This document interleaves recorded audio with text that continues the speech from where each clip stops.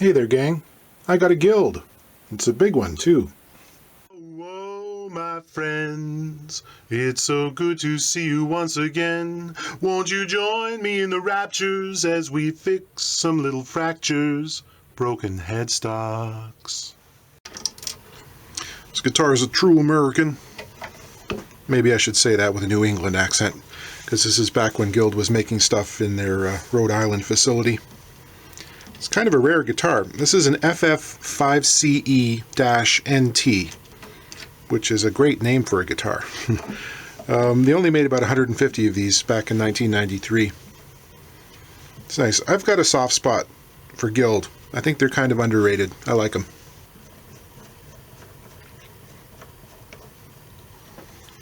Get under here and see what's going on.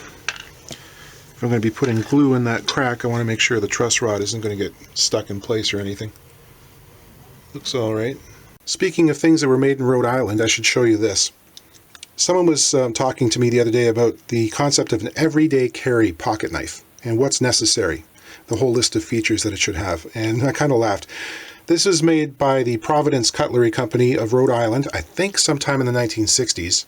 I've had it since I was a kid, but I didn't start using it regularly until 2002. Put it in my pocket, and 18 years later, it's still there. Every single day. The only time it's out of my pocket is when I'm using it or if I'm on an airplane, for obvious reasons. Not very fancy. It's high carbon steel. It's not stainless. So it's got this pitting and this sort of patina that carbon steel develops over time. Just a Barlow knife, 2 blades. This one in particular has shortened quite a bit through successive sharpenings, and it's also gotten thinner, but it takes a wicked edge. And, you know, there's no locking feature, and there's no spring assist. It's as simple as can be. So, that's my knife. That's Barlow. Wouldn't be without it. It's kind of a convoluted crack. It branches off into 2 different lines here. This one goes all the way up to the headstock facing, but it doesn't go through. So it's actually quite tight. It's quite solid. And on this side you can see, rather than coming to a straight little point, it's got kind of a bifurcated thing going on. And then there's a little tributary here that runs off into the neck proper. It's quite tight. Touch these things with clean hands and don't be stuffing a lot of dirt and grease down into the crack if you can afford it. And then, yeah, right here. So I'm going to have to do a test run just to make sure that if I apply enough force, I'm going to get things level with some of these padded cork-backed cauls that I make up. It's probably going to be a 2-part thing. I'm going to inject as much glue as I can, come back with some super glue to sort of level, and we might do a little finish work on this, we might not, depending on how flat it ends up being. Okay, I think I figured out the setup here. This kind of brake can be tricky. The ones that split off into 2 lobes that curl around and into the transition area here, they're not in the same plane as the back of the headstock. So you can put a clamp on them and they'll sit up there. They'll be sort of defiant, lapping at you like the tongue of some sacred cobra. So I've got a couple of clamps here. They've got cork on the bottom of them to protect the neck, but they'll provide pinpoint pressure on those areas and get those lobes down again and in line with the rest of the neck. Injecting glue here. I'm using slightly thinned tight bond glue.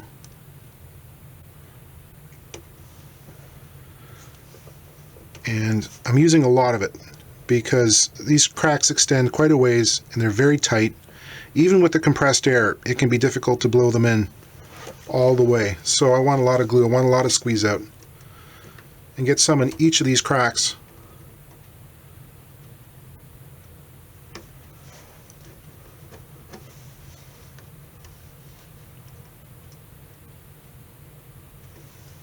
It's a messy process, there's no way around it.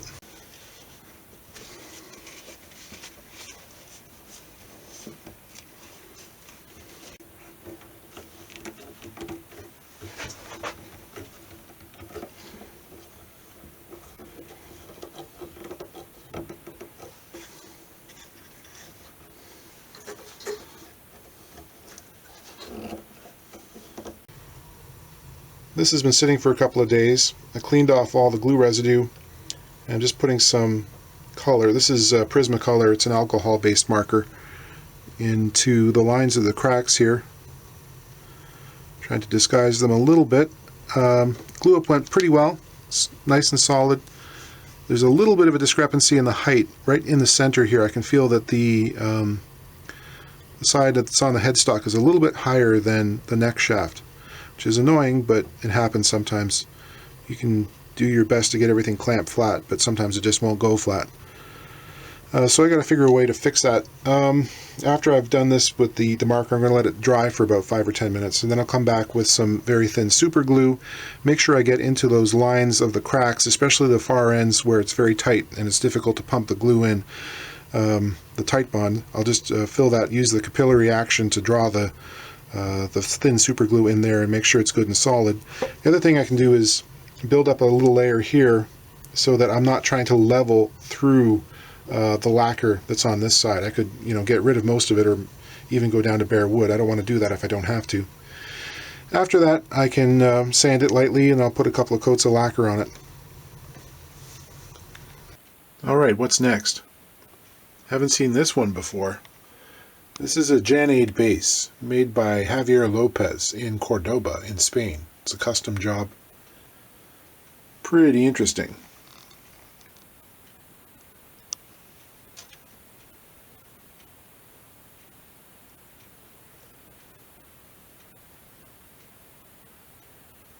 The neck is a multi-laminate piece of maple.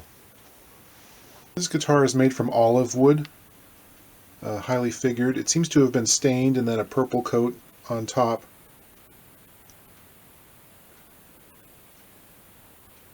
What I like about this guitar is that it's really aggressively handmade.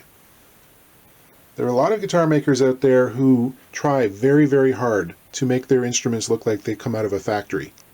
You're competing with Fender and Gibson, and that's fine until you just almost hit the mark. It's those ones that are so close but don't quite do it that they're kind of visually disconcerting. Something like this, which is obviously made by hand and proud of it, it's a lot more satisfying to look at, I think. Like, it's done to a high level of finish. The setup seems to be really good. High quality components, but you can tell this was cut by hand tools. I think basses are probably a little bit more forgiving in this respect than a lot of electric guitar players. Of course, the other thing is he's got this fluorescent epoxy that's splashed on here in various places. Makes it look like it's been attacked by an alien. It glows in the dark, I'm told. It's kind of interesting.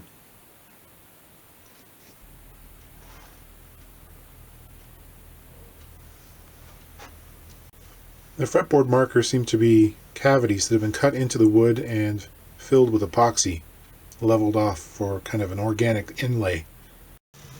Now I think this one's going to be a bit of a challenge, guys. You can see there's a separation here between the fingerboard and the neck shaft. This was actually in the case when it fell, and apparently it wasn't a hard fall, it was pretty light, but these things are under a lot of static tension and the inertia involved, especially a neck-heavy instrument like a bass. It doesn't take much to break a neck. This has got a scarf joint that joins the headstock to the neck shaft, and it's the kind that runs up underneath the fingerboard. Usually these end up somewhere around the end of the first fret here. When I make them, it's always the other way around. The joint ends up in the headstock. It's part of the Spanish classical tradition. This way, theoretically gives you a bit more support underneath the joint. But two things. Number one, they never break right on the glue line. It's always, parallel to it. In this case, you can see there's a crack that runs basically parallel to the scarf joint. But the other thing is when you go and you cut through the headstock at this angle here, you're exposing all this as end grain. So this glue joint is never going to be as good as a standard sort of side grain to side grain joint. This is weak. So when they do fall, it's much more likely that the fingerboard's going to come loose like this. The other side is probably more dramatic. I can actually see daylight through underneath the fingerboard here. And there's a crack that runs along the scarf joint and up into what seems to be the fingerboard here. This is actually two pieces. This is a stack lamination for the board. one on top of the other. It broke through the lower one, but didn't go all the way up to the surface, which is a good thing, I guess. The other challenge is there's this big plug here, right in the back, up at the apex of the parabola, where you cut through that scarf joint. It's large, it's like 18 millimeters, 3/4 of an inch, and I don't know what it's there for. I suspect, it might be there to bolster the area behind the truss rod. Like you've got this big pocket that's cut through here, and it's possible to get pretty close to it, so maybe he put that in there to strengthen the area. I don't know. There's always going to be a check, or like a lacquer crack around this kind of thing, because they expand and contract at different rates, right? So, I can feel it. It makes me nervous because I don't know what's under there. I wouldn't want to cut through it, for instance. So I think the major challenge on this one is going to be to keep things in alignment. Like, I don't want to, bend the fingerboard down to reach that. Like, it almost feels like that's the way it wants to go, which would be bad because we'd end up with the first fret being lower than the second fret and this thing being a back bow, which would not be cool. So I'm going to have to think about that. And adhesive, I don't know what to use because I don't know what he put the fingerboard on. A lot of my guitars, I actually use a high quality epoxy because it puts less water into the fingerboard, especially on ebony boards. It will absorb a lot of water, and then over the course of a year or two, that water slowly comes out and the board contracts and you end up with fret sprout. So a lot of us are using epoxy for this. I don't know what's in there. So this might be a non-traditional adhesive time. I might actually use epoxy for this, given that like regular woodworking glue doesn't make a great bond in the porous nature of end grain anyway. So yeah, we'll see. I got to think about this for a few minutes. You guys know I'm a fan of the good old-fashioned original formula crazy glue for this. Seems bizarre, but it as far as I'm concerned, it works as well as any other. It's the right consistency and it doesn't flash off too fast. You could use like Hot Stuff, the red bottle. That's good too, but this stuff, for whatever reason, it seems to work better for me. Just checking out some clamping scenarios. I think I like this one. This is a radius sanding block that's held tight against the top of the frets. I'm using surgical tubing because it applies a lot of even pressure. This is actually considerable pressure on here. Looks good on the one side. This top side though, there's still that sort of fissure is left open. I'm just checking here at the end. I think the nut is actually holding us apart, so I'll have to take the nut off.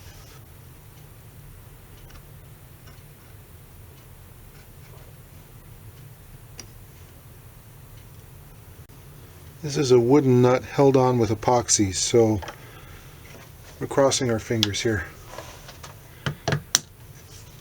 Nice. Okay. Yeah, that already seems to close up better. Trying to wax off the area, because this is bound to be messy. This is System 3 epoxy. It's a 1-hour cure. I've added a single drop of blue dye concentrate to it, so it's a blue. It won't match the neck perfectly, but it'll look better than clear. You've really got to mix these slow cure epoxies a long time. You've got to get the two components completely mixed together.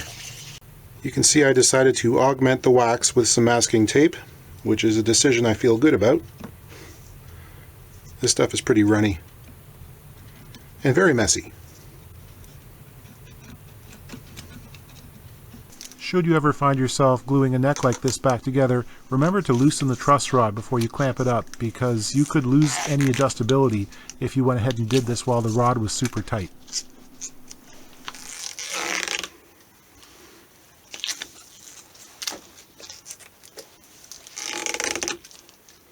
After a couple of quick spray coats of lacquer just localized in the area, I'm using some micro mesh here and wet sanding up to a shine and leveling the surface.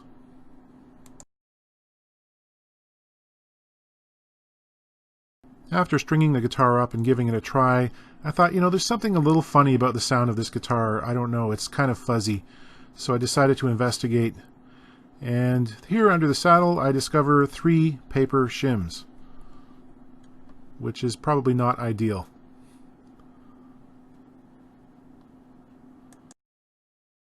So I pulled those out, I measured them, and I made a new shim out of wood, which I actually glued to the bottom of the saddle. Have a look at this. It wasn't flat, it was curved. You could rock a straight edge on it, which means that it was only contacting the center. That's not great for sound. The owner and I had a brief conversation about this guitar when he dropped it off. He's had it a long time, he's played it quite a bit, and it's always been an okay guitar. And having played it myself now, I tend to agree. There's just something a little bit timid about the sound here, which is very unexpected in a guitar of this size. This is a full 16 inches across the lower bout. It's quite deep in the side depth as well. And it just doesn't hit you with the kind of raw power you expect. It's not like a Gibson Jumbo. It's not even an SJ. And just weird. Maybe there's some things we can derive from the design, those of us who are interested in building steel string guitars. This has got a full 24 fret board on it, which is very rare for an acoustic guitar. You don't see that very often. In an instance like this, where the neck is joining the body at the 14th fret, what that does is it pushes everything, the transverse bracing, the splay of the X brace, and importantly the sound hole, down towards the bridge. They try to compensate in this design by using an oval rather than a round sound hole, but the amount of real estate here between the edge of the sound hole and the bridge is only about 2.5 inches, which is about just over 60 millimeters. And that's like a full inch shorter than you'd see on a regular dreadnought guitar, so there's not much there. It's also a very stiff area because that's where the confluence of the X brace is happening, and so there's just not a whole lot to move to transfer the energy of the saddle into the top there. There's all this in the back, not very much in the front. Now it's gotten a little bit better since I swapped out those paper shims, and I'm sorry I didn't record that so you don't have a back and forth. Very subtle, you probably wouldn't even hear it on the video recording. What my mentor David Freeman has been doing recently is offsetting. He's doing a deep cutaway with 24 frets, but what he's doing is taking the sound hole and shifting it upwards slightly into the upper bout here and to the side, gaining back some of that portion of the top which has been cut away in this case, and getting a much more full traditional sound that you want out of a big guitar. So I think that's something we can learn from this. I'll play this briefly for you so you can hear it.